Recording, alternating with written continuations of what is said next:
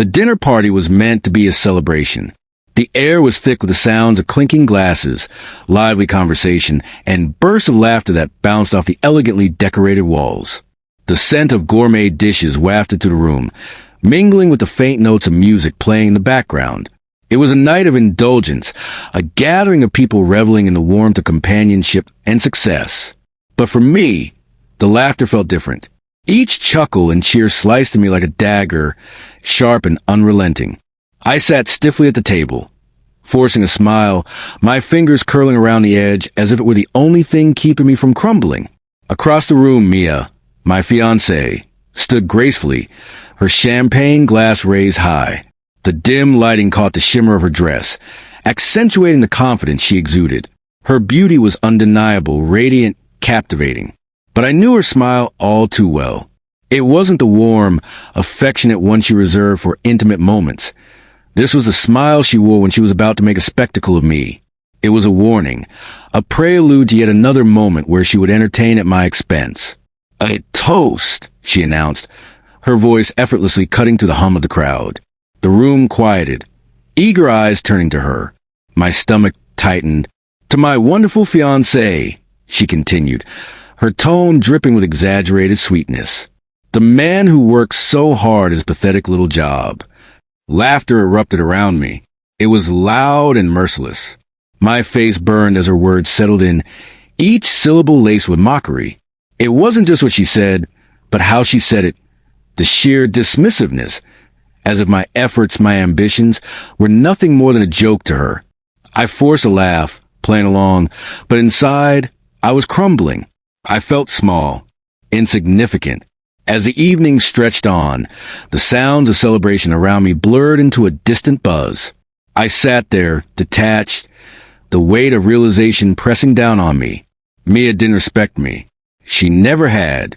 I had been nothing more than a stable option for her, a convenient safety net, while she entertained fleeting infatuations with others.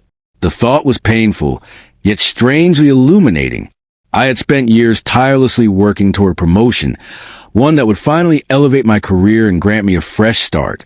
It required relocating across the country, a decision I had hesitated to make. But now, as I sat there, drowning in humiliation, I knew what I had to do. Her cruelty, so carelessly displayed, had given me the final push I needed. I didn't confront her. I didn't argue. Instead, I smiled, played my role, and silently set my plan into motion. Over the following weeks, I meticulously prepared my departure. I packed my belongings discreetly, storing them in the trunk of my car little by little. I untangled our finances, canceled joint accounts, and ensured there was nothing tying me down. Meanwhile, Mia remained oblivious, too wrapped up in her social games and flirtations with Liam, her new co-worker. She underestimated me, never imagining that I would leave. The day finally arrived. I woke early, my heart pounding with a mixture of anxiety and exhilaration. I cleared out my desk at work, exchanged goodbyes with colleagues who had become friends, and walked out without looking back. When I returned home, I packed the last of my things. Mia was out with her friends, as she often was, blissfully unaware that by the time she returned, I would be nothing more than a memory. As I drove away, I felt an intoxicating sense of freedom. I wasn't just leaving a job.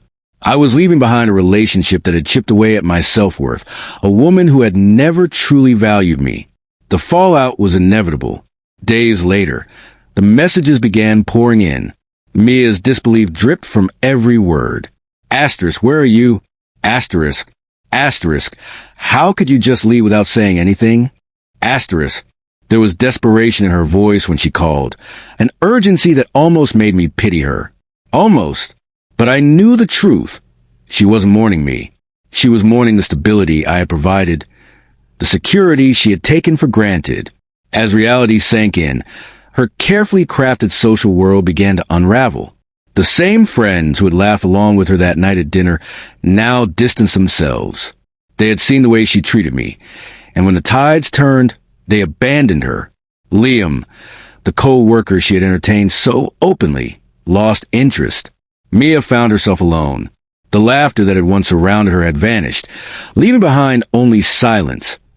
the consequence of her own choices. She reached out again and again, but I never responded. I had already moved on, stepping into a future filled with possibilities. My career flourished.